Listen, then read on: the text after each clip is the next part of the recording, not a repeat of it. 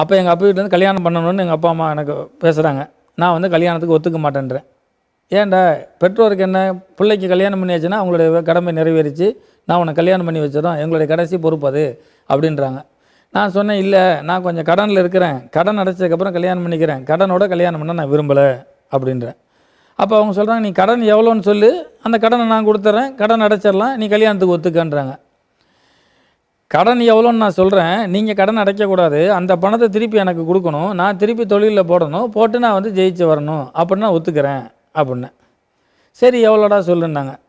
நான் சொன்ன ஒரே போய் அவங்ககிட்ட அதான், நான் எனக்கு கடன் வந்து 2 லட்ச ரூபா சொன்னேன். அதுக்கே எங்கள் அப்பா அம்மா திறந்த வாயை 3 நாளைக்கு மூடலை.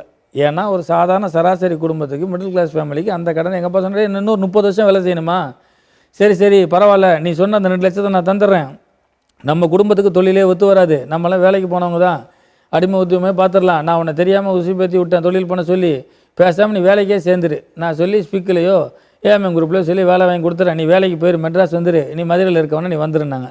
இல்லை நான் பணத்தை எங்கே தொலைச்சோன்னா அங்கே தான் நான் தேடுவேன், கண்டிப்பாக நான் எடுத்துகிட்டு வருவேன், என் மேலே எனக்கு நம்பிக்கை இருக்குது, நான் எந்த கெட்ட செலவுலையும் பணத்தை நான் தொலைக்கலை, கண்டிப்பாக நான் ஜெயிப்பேன், எனக்கு நம்பிக்கை இருக்குது, என்னை நம்பி நீங்கள் அந்த பணத்தை கொடுத்தால் நான் செய்கிறேன், இல்லாட்டி நான் கல்யாணத்துக்கு ஒத்துக்கலை.